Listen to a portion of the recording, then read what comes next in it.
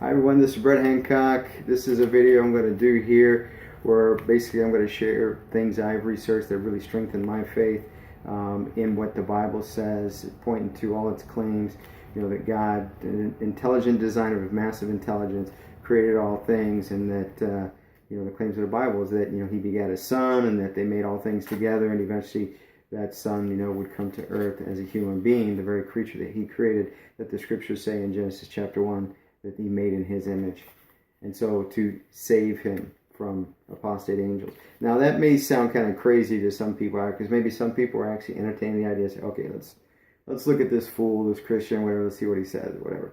So if you are, you know what, let me just drop the Bible right, well, let me drop the subject of the Bible right now. Let's not talk about it. I'll talk about it later after we kind of wear away that overconfidence that maybe you have through things in nature maybe you haven't even thought about. So that's my goal for this video. So let's get started. Let's get into it. Some of the things I want to talk about is things from a geology point of view, some other things from a biology point of view, some other things that you can just observe in everyday nature or something or whatever. Some of the things about, let's distinguish here real quick, let's define some terms between macroevolution and microevolution. Now there are, talking to different people, amongst different people, there might be some differences in how they define it. But let's stick to maybe like the type of definition that maybe Richard Dawkins and some of these guys would define evolution. So when we're talking about evolution, we're talking about macroevolution, which is the idea of like, dogs to cats, sea animals turn into land animals kind of idea, where, from what we can observe, we see these, invisible guardrails between kinds, as the Bible calls Genesis, the way it's translated, or, species. Now there's different definitions for species. What geology would call species is not anywhere near to what the same sort of definition, analogously to what biology referred to it as or whatever. But in terms of species, we're saying maybe from a bird to, maybe a pterodactyl or whatever, just these different sorts of things that evolution makes the claim, based on the theory that Darwin came up with, in 1859 when he published his paper on the origin of species, what that postulates and stuff. So let's just look at some things. I do want to share some really thought-provoking from this organization called creation.com, Answers in Genesis, that they have. Here's a couple that are based on geology. So this is taking a look at the whole idea of uniformitarianism, this whole idea that small successive changes is what caused, the geology that we see, like something like maybe the Grand Canyon. That's, according to theory, based on uniformitarianism ideas, is that, the Colorado River, carved that over millions of years. That's the idea, right? As opposed to catastrophic changes. So this, brochure here is going to really challenge you. Let me get it up close. It's called Surtsey Surprises. So this is an island off the coast of, I think it's Iceland, that basically in the 1960s, based on a volcanic eruption, produced this island within a relatively short period of time. We're talking about within not even a decade, but within less than a decade, where it was like, wow. And then there's life starting to grow on it. There's even, birds coming and taking residence or whatever within a short period of time and stuff. So this will give you pause. If you really are super confident, take a look at that. So anyway, go to creation.com. You can get that. Here's another one too. Now this would be down in like either Australia or New Zealand. I forget. Actually Australia. It's called Three Sisters. And so it's something that, really should give pause, to the idea of geology from a, like I said, from a uniformitarianism or from an evolutionary point of view and stuff. And so these sorts of things, it's not like they're digging up, you may not know that, but it's not like they're digging up the evidence in geology and go, hey, look, we're going to support a global flood. But when you look at it and you start to see, wow, it really seems to be catastrophic changes is what, seem to lead to some of these things. And obviously, if somebody's honest, what we see in Grand Canyon, which I've been there, it's beautiful, Arizona and New Mexico and that whole area there, bridging over into California, but that whole region there of the Grand Canyon, it's amazing. And so, one theory is, like I said, uniformitarianism was over a long period of time, small successive changes led to that is the theory, versus what about something like a global flood? What about something that was catastrophic that happened in a very short period of time, And then the idea also is, within my lifetime, Mount St. Helens in the 1980s really give people a lot of pause, because we're going to talk a little bit about the whole idea of radiometric dating. And I think some of the not so advertised assumptions that are used, that people use it as like a calendar, as a watch, as a time clock to date things, of why they'll come up with the idea that the Earth is 4.5, a little bit less than 4.5 billion years old and stuff, or whatever. So we're going to look at that, but just consider this. With regard to that, with what I was saying there, let's see, where was I actually? I lost my train of thought there. Probably come back to that in a second, but anyway, let's jump into this. So radiometric dating, let's talk about it. What are the assumptions? Actually, I got some notes here. What are the assumptions that are used that they don't really advertise, that you cannot prove? Okay, so for me as an electrical engineer, one of the things that's super important, for an engineer or scientist, a scientist is typically more theoretical. An engineer is somebody that takes physics as well, just like a scientist does, and actually make it into something that's applied, so that we can have technology, so we can have cell phones, so we can have bridges, so we can have all these different sorts of things. So just from from an electrical engineering point of view, we want to apply these ideas, and so just thinking about these assumptions that aren't really advertised. So one of them would be this idea. Hold on one second. One of them would be this idea of, like I said, radiometric dating, that are based on three not so advertised assumptions. So one of them is that there's a constant rate of decay. So like, let's say 1970s, 1980s, I don't know how many times that the laboratories have gone in and actually measured these different radioisotopes, whether it's carbon-14 or whether it's, cobalt, uranium-238, some of these different ones, cobalt-60, I think was one, I think. But anyway, some of these different basically these radioactive elements, these isotopes, radioactive isotopes, these assumptions that they use, that they, like I said, don't really tell people so much, is that there's a constant rate of decay. So when these laboratories maybe do a measurement of the rate of decay, right? Well, with carbon-14, let's just use that for an example, because there's a lot of radiometric isotopes that take a lot longer to decay, for a half-life, is what they do. And we'll talk a little bit about what a half-life is.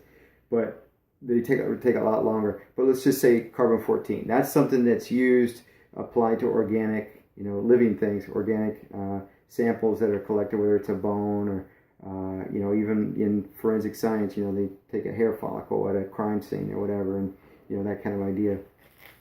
But yeah, when you're taking samples, so the constant rate of decay, they measure that, and so they, based on that rate of change, they extrapolate and go further out. Then obviously nobody's going to be around 5,260 years, around that period of time, to really observe that, hey, a half-life happened at this period of time. So real quick, what's a half-life? Well, if I have, for example, 100 carbon-14 atoms, and over one half-life, I'm going to end up with 50 carbon-14 atoms. So that's why we call it half-life. It's half the amount over a period of time. It cuts in half, right? So if I have then, after one half-life of carbon-14, which would be 5,260 years, based on what is observed, and then, of course, mathematically calculated to go out the full distance of 5,260 years, well, then another 5,260 years, theoretically, you would see 50 carbon-14 atoms change into 25 carbon-14 atoms. So anyway, and so what's happened to those other 50, and what's happened to those other 25? Let's talk about that real quick. Well, the starting amount that's radioactive, that's agitated and wanting to move towards a state of equilibrium, what's happening is they change into some other element, and they reach their state of equilibrium.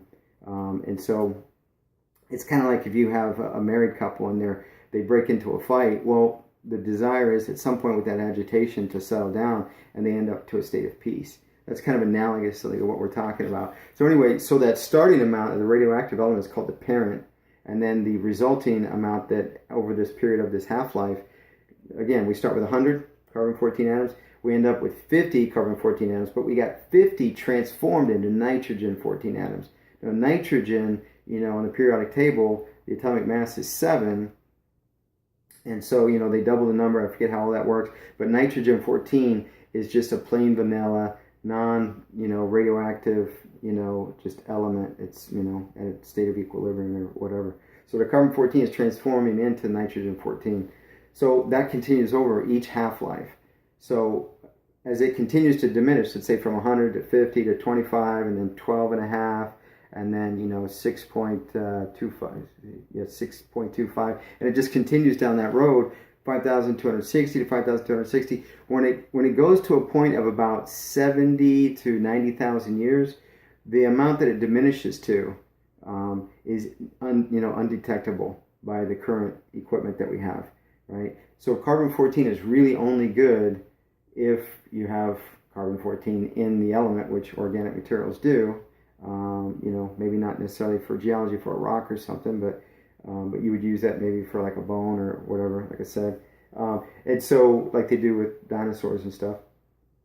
But then, once you get to a point where you're enough half-lives to come out to about 70,000 years, then you can't even measure it anymore with the equipment that we have, right? So I'll just make you aware of that. The other thing is, when I'm on the topic, people don't know this as well, is that for dinosaur bones, when they find dinosaur bones, people are under the impression that, wow, they did a measurement of radiometric dating, and they found out, wow, this is 75 million years old. Well, like I said, they're going to use carbon-14. It definitely ain't going to go past 90 million, or 90,000, not million, 90,000 years old, and they can't measure it, right? So what do? This is what they do. The geology that's surrounded around that dinosaur bone, they measure that, right? And so there's based on a lot of assumptions there, or whatever. And then even with the geology of the surrounding rocks, there's like the circular reasoning that, I need to actually brush up on that. But there's the circular reasoning where it's like they, are kind of dependent on the dinosaur bone, age to actually indicate what the geology is and stuff. So anyway, I encourage you to go to creation.com to get some articles on these things. I haven't read them in quite a while, so I forget the details about that. But it is interesting, the circular reason that they use there. So let's get back on point about the three assumptions that are used in radiometric dating. So one of them is the constant rate of decay. That's the assumption. Again, you can measure it, the rate of decay, right now for a short period of time. If you were to graph it, it'd be a short little line on the graph over a period of time. Time being on your x-axis, and then whatever the magnitude of it would be on your y-axis, and you're seeing this change, right, for a short period of time. Well, then you got to use math to stretch that out all the way to 5,260 years. So you can't observe it. So it's this rate of decay that's assumed to stay the same. So let's apply what I'm using. Let's not use carbon-14 anymore because that's for organic things. Let's use some other type of radioactive element that is maybe in a rock. And so they're measuring this rock, and they're saying, hey, based on these rocks, this is representative of the age of the Earth. It's 4.45 billion years old, or whatever, let's say. I think if you Google, I think that's the current thing that they say, or whatever. So they get this radioactive element. So they assume throughout the whole, from the starting point to the ending point would be now when we find it, and we're going to measure it in the lab. See, that whole period of time, that the rate of decay is constant, and there's no way to prove that. There's no way to know that for sure. How do you know it did not make spike changes like we would see the graph on the stock market, the New York Stock Exchange, the Dow Jones Industrial or something, 500, Dow 500 or something? You don't know. I mean, that's very typical. I mean, any of us that study physics, we know that it's very rare that you're going to get a flat line. You're going to get all this noise that's right along the. If you were to do an average of things over time, you get kind of a flat line or whatever. And that's what you see in the stock market. That's what you see in physics. That's just what you see and stuff. So to think that the rate of decay is not going to change, it's crazy. The other thing is Dr. Jim Mason. Let's see. Where did I write that down? Dr. Jim Mason has found certain types. Yeah, cobalt-60. That was one of them. There's some different radioactive elements that he reported that with the experiments that they did, that they found the rate of decay to actually change based on certain things that had to do with the seasons and the orientation of the Earth going around the sun and stuff and these sorts of things. But it really doesn't matter what it's based on. The point is it changes. So if we can see some radioactive elements we can observe change, why would we just assume that the rate of decay stays the same? So let me get back on point. So rate of decay is a huge assumption. The other one is that it's a closed system.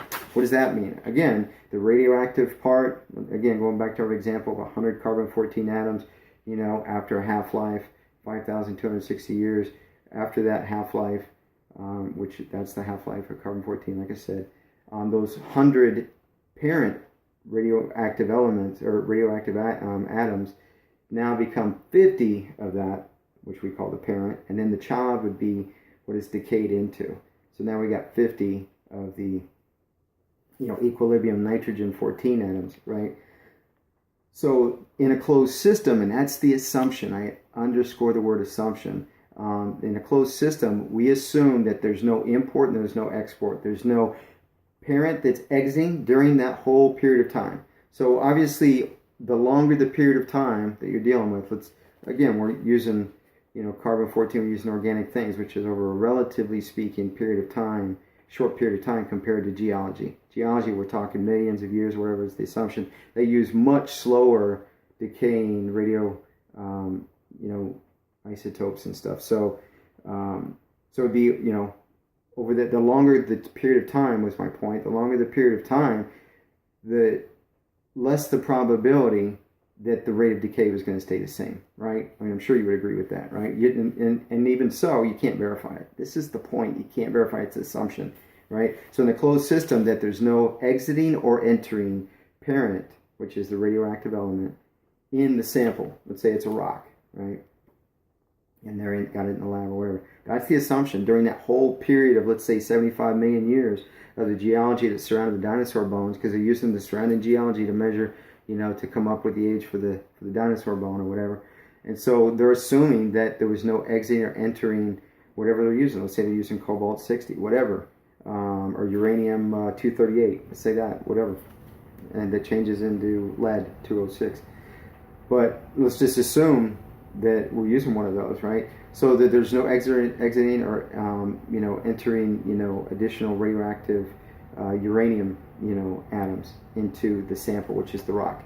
And then likewise the child that it's decaying into, which would be lead-206, like I said, that there's no exiting or entering lead-206 atoms. It's as if it's in a cocoon, so to speak, geologic cocoon that keeps it safe. And that's the assumption. And how could that possibly be verified? How could you possibly know that? Why would you possibly? It's sort of like a textbook, in textbook in engineering in your junior level classes in your undergraduate or whatever. They're doing these ideal situations. You're trying to get your feet wet in science. You're trying to get your arms around these ideals. And it's not until you get into the advanced classes do you start getting into less ideal situations, and you start factoring in other layers of complexity that are more real life and stuff, whatever. So this is really comparable to the very simplistic ideal situations. This is what they do to date these things, right?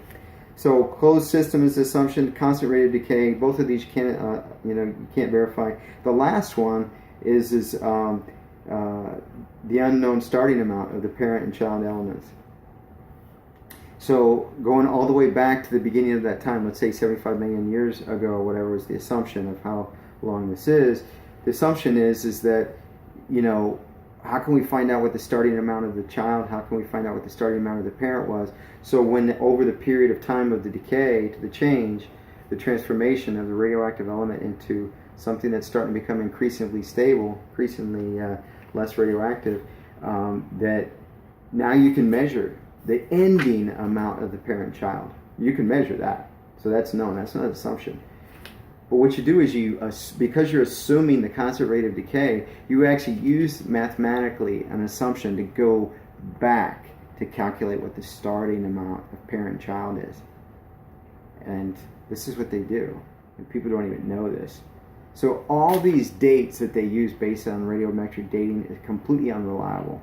It's like the further you go back, it's crazy. And we don't even know. I mean, of course, they'll state some amount of tolerance, some plus and minus this amount, or whatever, but it's really based on assumptions. And so what I'm presenting here, and I barely got into some of this thing, I'm probably going to have to break it into like different phases of this video and stuff. And let me move along a little bit to some other things. But what we're presenting here is the idea of your soul is on the line, that you're putting all your faith in science. And I really don't say science, because science is a Latin word that means knowledge, right? So I'm not saying put all your faith in knowledge, because knowledge and factual evidence is reasonable to draw conclusions from. But when those conclusions aren't based on objectivity, but they're based on theory that's presented, they're the part of evolution that is not, observable and reasonable, but the other parts are just wishful thinking that are pushed forth dogmatically by people that have all kinds of PhDs behind their name. And they speak with such confidence, and people just feel intimidated. So they just put their faith in this person. Your soul is on the line, because if the Bible is true, if it's true, you're in big trouble. So I hope you continue to watch these videos. I'm going to continue to do some more. Let's get into some of these other things. So we're talking about radiometric dating. So radiometric dating, for Darwin's theory to be true, we need long timelines. For Darwin's theory to seem to be true, we need the idea, we need the belief of long time frames. So this is the idea, like I said, uniformitarianism is something that came up in the 1800s, maybe I didn't mention it, the 19th century, where they started forming these ideas based on slow little changes over time. And of course they're going to use the Colorado River, the theory that carved, I mean that's what they put in textbooks. They put it forth as if it's fact, and yet it's totally a theory, right? And idea. But those are the sorts of ideas of we need uniformitarianism to be believed in. We need these long radiometric, date stamps on this rock, this dinosaur bones, whatever. There's a lot of evidence. Go to creation.com. A lot of evidence that dinosaurs have lived among men throughout the ages, going back. There's even like evidence back in the Middle Ages and stuff. 1500s. King Arthur, time frame.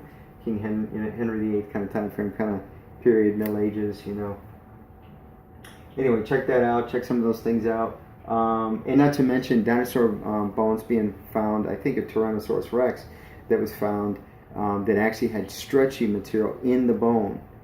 And based on, decay that's observable, things that decay, and the rates of all those sorts of things, there's no way that you would have stretchy, blood vessels and, things that have to do with blood and, bone marrow, things like that or whatever, in a bone if it's beyond 1,000 years or, whatever. I don't even know what the rate of time is. But to think that it could be millions of years old and then actually we still got, it's ridiculous. Whereas the evidence we have, in China, they're drawing, dinosaurs, even on their calendar, China, they've got all these animals that are still alive and were observable, and then they got a dragon, right? So that's what we have through history. We even have in the Bible, we have through history is the idea of a dragon, really. And creation.com, with some articles from some of these scientists, they put forth some really good arguments to show what is perceived in kind of a fantasy sort of idea what a dragon is, as if it's not the same thing as what a dinosaur is and stuff. And so there's a lot of evidence there, so I encourage you to take a look at it. So anyway, so we need this long idea, and then the idea of the fossil record. So let's just talk about the fossil record for a second, right? So actually I started to show you these, I showed you the one. So I did put forth the one. Here's the other one, Three Sisters. Check that one out, creation.com. This is an excellent one. Now, real quick, let me talk about this. This particular brochure puts forth the idea of, number one, many people don't know, probably, that Darwin, his family, his father, Erasmus, they were dog breeders. So his life growing up as a dog breeder, he brought this idea in and then started recognizing what we all can recognize, natural selection, with this fine-tuning going on, from the successive genetic, sort of generations, sort of idea where you got the X chromosome, Y chromosome coming together, whatever, and you got successive changes through generations because the whole idea of half the chromosomes of this mammal with half chromosomes of this mammal. And so we can recognize these sorts of ideas. And so just from dog breeding together, they use that analogy here to take what a dog breeder would do to achieve the sorts of outward characteristics of a particular dog, whether it's long hair, short hair, long legs, short legs, ears, maybe certain types of behavior to where maybe they want to move towards, through successive generations to get something to be, good for hunting for birds, a bird dog, or maybe something that has longer, hair and a winter coat that maybe would be a long, haired winter coat, Siberian Husky or German Shepherd or something, or, that would be in, cold regions, Canada, or whatever. Maybe small little dog, they kind of breed it towards that sort of idea. But like that analogy they use in this brochure to really make a lot of sense to show that that's really what we observe in natural selection, right? And then actually showing how you can't take the idea of what you can observe in natural selection and jump the guardrails into another species unless you're just doing it based on science fiction, right? Just based on theory and stuff without actually any evidence and stuff. So it's really good brochure. Encourage you to check that out. Another one here is 15 questions for evolutionists. I'll just throw them out real quick. Some ideas that should really give you a pause. And then, of course, they got a little paragraph for each one to really discuss things of websites and evidence that you can verify and really give a deeper thought. But I'll just mention some of the titles of the questions. How did life originate?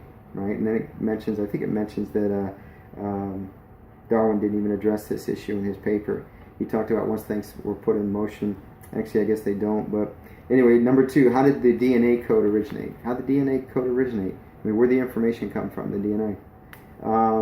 How could mutations, accidental copying mistakes, many people may not know this, but the mutations that happen in DNA come from copying mistakes from the RNA, messenger RNA, that's making copies of a particular segment on the DNA backbone, and then those copying mistakes that happen every once in a great while. How could that result into, and then do we observe, how could that result into new information that's added to the DNA backbone and stuff? Because that's the theory. New information comes from mutations.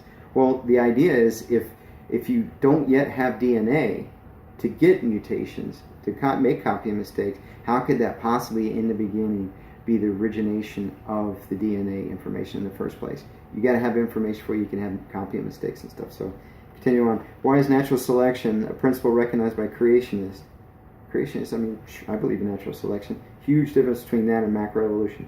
Taught as if it's evolution, as if it explained the origin of the diversity of life. Why isn't that taught in our textbooks? I mean, there's so many things in our textbooks that have been proven wrong, yet they leave them there. How did new biochemical pathways, which involve multiple enzymes working together in sequence, how did that originate? Right? Living things look like they were designed. Even Richard Dawkins admits this. So how do evolutionists know that they were not designed? They didn't make a good argument here. So you got little paragraphs here to give a little additional thought-provoking sort of thing to back up the question. And some websites to go to for each one. How did multicellular life originate? So in other words, not just the single first organic cell, but for it to cling together with other cells into, kind of a fabric of whatever that particular tissue is, or whatever the multicellular, cellular system or organism. How did that originate? How did sex originate? I mean, if you got independent independent atomic particles that have no intelligence, they're just driven by electromagnetic forces. Wherever the least path of resistance is, that's where the atom, that's where the electron, that's where the neutron, that's where those, particles at that level, that's where they're going to go. So if there's no intelligence at that level, which is best we can tell, I've never heard any evolutionists postulate that atoms have an intelligence. And even if they did, where did it come from? It's the same question with the DNA. Where did the information of the DNA come from? So, but if they're just driven by, the least path of resistance, the least passive opposition to its, wherever the forces are exerted on it and stuff, it's going to go. How did that turn into these, systems that are very complex? I mean, it's the idea of wishful thinking that, these things come together, just happen to come together. Even if they do come together, what made them stay that way instead of continuing to evolve? Why would all of a sudden boom, bingo, some of the atomic particles hit something that we would say, hey, that's very useful, let's keep it there. Well, what froze it there in the first place? Why didn't it continue to evolve? And if you do that at the smallest level, where it starts to cling together into something we would consider to take atoms into a molecule, and those molecules start doing similar, why don't they continue to evolve? Why would they stay together that way? What's holding them frozen to continue into these complex systems that turn into, let me refer to them as subsystems, that turn into things that would come together into a symphony orchestra of systems. Like, for instance, all the organs that, the tissues that come together to make a heart and a kidney and a bladder and muscle tissue and bones and, bone marrow and, eyes and, ears and the systems that, even for eyes. I mean, eyes are like tuned to the whole RF spectrum, radio frequency spectrum. You start out with DC current at one end, which is like, your car battery or your flashlight batteries or whatever, where from, according to what we know, that it doesn't really matter whether it goes from negative to positive or positive to negative, but the travel path of the electrons just go in one direction. They don't like go back and forth or whatever. But when you start changing and going to AC, alternating current, now it's bouncing back and forth from positive to negative. And at the rate of which it's changing, it's increasing. Now you're going from 1 hertz to 2 hertz to 3 hertz to 4 hertz, and it's going faster and faster until, maybe so many cycles per second. How many times it's going back and forth? If it goes from positive to negative, that's one cycle. If it does that 60 times, like in my wall outlet, that's 60 cycles per second. So the frequency is 60 cycles per second. But when you actually get to 2.4 billion, that's 2.4 gigahertz, 2.4 billion cycles per second. That's the radio frequency that our cell phones work at in most regions of the world, or something close to that. You got to go way above that to get the frequency of light. So what made our eyes tuned to that very narrow band of the radio frequency spectrum so that it can actually take light, and to such an advantage by it bouncing off things, and through the advantage of rods and cones in our eyes, that the rods are sensitive to light and dark, and then the cones to colors and whatever. But these parts that are in our eyes to be assembled together to actually create this amazing image that I'm seeing right now, right? You may not be saying the same thing, looking at me, and I don't blame you. That's fine. But I'm just saying, how do you get that? I mean, just to conveniently think that could happen. And then on the other side of our head, we've got an ear that at the low end of the radio frequency spectrum, all the way up to 20 kilohertz, from basically somewhere near 0 to 20 kilohertz, that's the sound that our ears is sensitive to. Of course, dogs can go a little higher, and that's why they can hear things that we can't hear.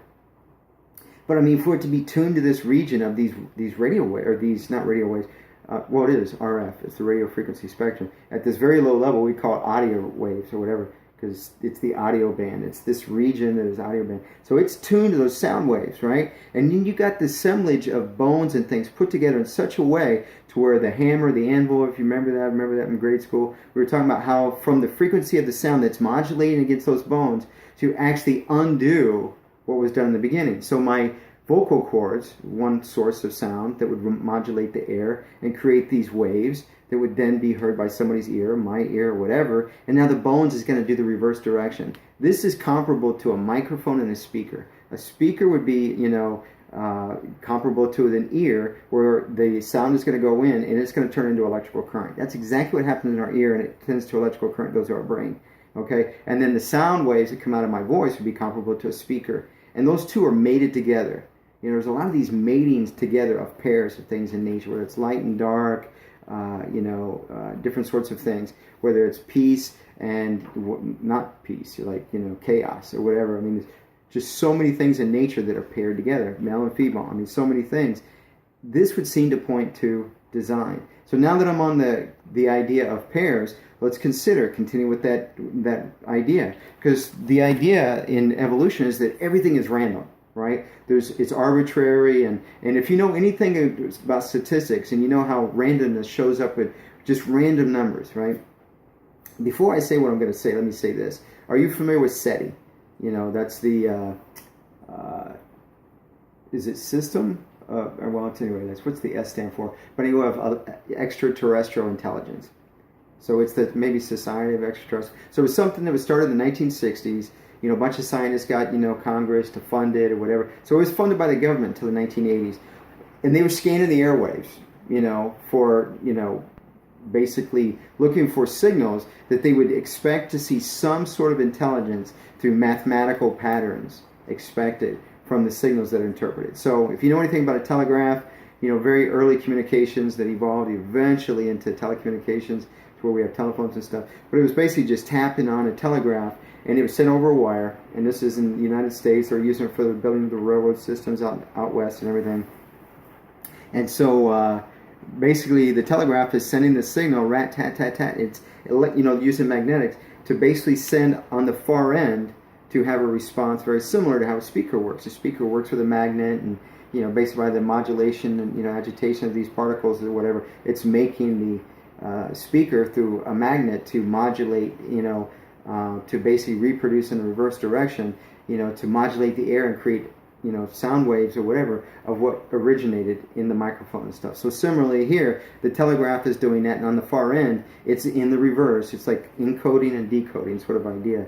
So at the far end, it's decoding. And so they're getting the signal at the far end with these magnetics on the far end, and they're writing it down, and they get the little way of understanding this, bars and dots and whatever. And this is, letter A and B and C and D, whatever. But anyway, that's the idea with SETI. So from the extraterrestrials, we're expecting to receive these, with these huge satellite, dishes and stuff, to receive signals from space. And we're looking for some sort of mathematical pattern, whether it's a Fibonacci sequence or just something that would show patterns, right?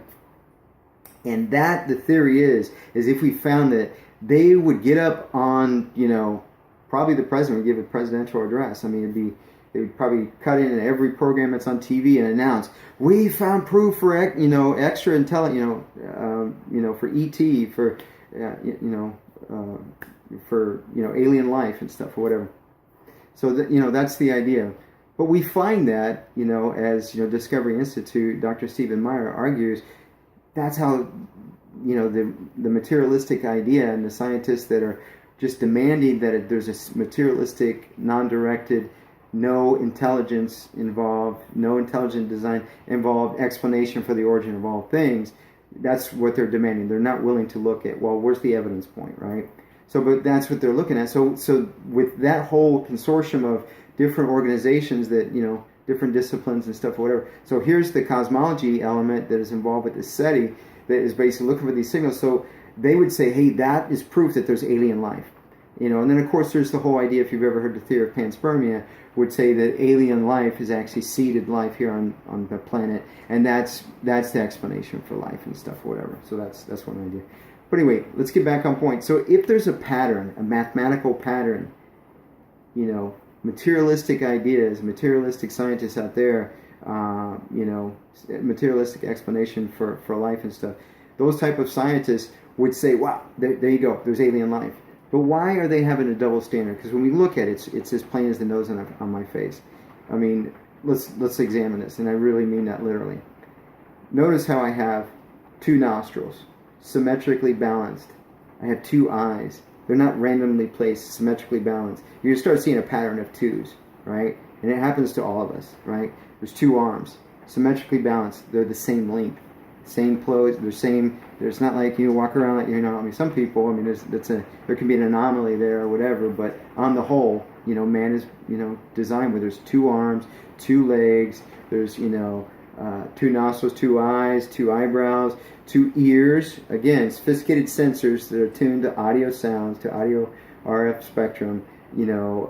Just two, right? And then on top of that, you got five. You got five. You got five. You got five. You got five. But anyway, here's numbers that are just looking at that. We don't have to go further than that, really. Would say, whoa, that should give you pause, really. And to somebody that's really married to the idea of material explanation, non-directed process, no intelligence involved in nature and stuff, that's probably not going to convince you. But just if you would just consider that, wow, man, look at the design patterns of numbers that SETI would use to say, hey, there's life, there's alien life out there. When you apply the same logic to just the DNA itself, where the information come from in the DNA, look at the number patterns or whatever. I mean, that should really give you pause. I got two shoulder blades. I got, everything's two, right? So 2 feet. I could go on and on. And then let's see. I probably should wrap this video up, but there's a lot more we could talk about. Cambrian explosion, as far as geology and the fossil record. I'll just tell you. I was listening to one scientist here recently. He was talking about, again, going back to use the analogy of what we were talking about with radiometric dating methods. There's these assumptions they don't advertise. Nobody knows. They don't know about these. Majority of the assumptions are completely unverifiable. Right? And similarly, when we look at what they put in the textbooks, as the geologic column, the way they present the information, they don't say it explicitly, but the implication is, and I think that if you would ask most people that see this of all these, eras of Cambrian and, I forget all the different names. I'm not a geologist or whatever. But when they look at this, they really think that when people are out there excavating, and digging up the fossils, that they're like digging down and they're finding all these shelves exactly like that. And they don't. Scattered throughout the planet and even throughout time, the last 100 years or whatever, they found in this area, they find a little bit, and then over here in this area, they find a little bit. And based on theory and based already presuppositions and stuff, they stack them up the way they do in the textbooks. And the way they present it is just dishonest, and it's misleading. So that's something you should be aware of. But if you look at the Cambrian explosion, it's really far down in the geologic column, and then to find most of the life forms in that geologic column. I'm going to put a bunch of links for you folks to check out and consider. I really encourage you to check out some of this stuff at creation.com, some of these brochures and stuff. But if you look at the Cambrian explosion, most of the existing life forms today are in this geologic column.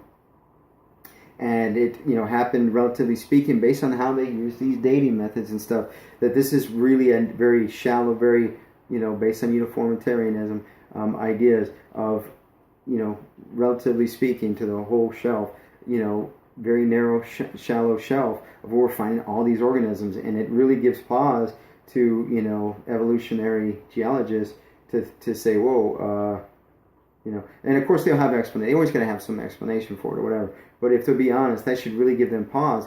But really, an alternative explanation is the fact that it really does kind of point to the possibility of a global flood, right? Because when you find all these animals, way down in the geologic column, and they're all like, they exist today. And you're like, man, you got all these sea creatures and stuff, whatever. Whether it's, clams and mussels and all these different creatures and stuff. There's a movie you might want to check out. It's called The Case for the Creator. And there's an interview of a lot of scientists from Discovery Institute that would be, characterized as intelligent design scientists. Some of them that are part of that organization, aren't religious. There's even one I think that is, Muslim or whatever. And of course, he's religious, but not everybody that is religious. There's some agnostics there. Brilliant men that have taught at, MIT, Harvard, different, institutions around the world. They're very well respected, very peer reviewed. A lot of the papers, a lot of things or whatever. But I know there's one, and I think it's Dr. Dean Kane, I think is his name, or Kenyon. But in the 1970s, he wrote a book, and if you go to creation.com, you can check some of this out yourself. But I do encourage you to check out this video, Case for the Creator. Now, the people from creation.com aren't in this movie, Case for the Creator, but here's a book and a movie you can check out. And so I've gotten into this book a good bit, or a little bit, but the video I did check out definitely a number of times, actually. It's a nice overview give you a taste of this book, and it really talks about evolution's Achilles heels, and there's things that in modern science that really just, if you've ever heard of the idea of, falsification and falsifying, in other words, making theories in such a way to where they're falsifiable, and, just some of the things that are found, that they're talking about in here just show that there's no way that evolution can be true because of the things that we've observed in modern science and stuff. So maybe you want to check that out. It's called Evolution's Achilles Heel. I encourage you to check that out. But let's see, let's probably wrap this up. But yeah, just the idea of arbitrary randomness, the Gaussian laws of distribution that have to do with statistics and stuff. Statistics is based on, as long as things are randomly based, the laws of, Gaussian, being able to use mathematics and stuff to be able to come to expectations and stuff for how things come out. Well, that's the way casinos make money, based on these ideas and stuff or whatever. So, but when we just look at this idea of randomness and stuff, again, there's just so much evidence that based on that idea that, things just cannot happen. Some of the things that are discussed in this movie, Evolution's Achilles Heel, like they say that, the DNA is needed, the information that's on the DNA backbone is needed to produce enzymes, right? But the enzymes, accelerate the process of many metabolic things that happen in biology, organic chemistry and stuff that are needed to happen in the time frame that makes life possible. Without enzymes, they would take so long for a lot of these things. You would have decay, you would have all kinds of, it just wouldn't happen. So you need the enzymes to be there early in the process, basically at the start of life, for these things to happen. And yet the irony is that the information for the enzymes is on the DNA. So I can't get DNA to form until I have, enzymes. But I gotta have the enzymes from the information from the DNA, or have the information on the DNA to form the enzyme. So it's like this circular sort of, which came first, chicken and the egg sort of, chicken and egg problem or whatever. So anyway, I'm just going to stop there. I'll do another video here soon. We'll get into more some of these things, but there's just so much. I want to talk about the idea, photosynthesis, plants giving off oxygen very conveniently, and of course we give off CO2. So there's symbiotic relationship, and there's a lot of them in nature, to where we're scratching each other's back. We're giving the plants what they need. They're giving us what we need as far as oxygen. And the fact that just even the density of the air that we have that we're breathing, density, of course, is, how close are molecules close together, atomic particles close together, how much spaces are in between them. And so the density is just so that light can pass through, so that photosynthesis can occur. But there's all these are very convenient, just coincidences, just the necessity of oxygen, necessity for carbon dioxide, like I said, necessity of of water, and the amazingness of water and its pH, perfect pH balance to be what it is, to do all the amazing things that we need for life to exist on this planet.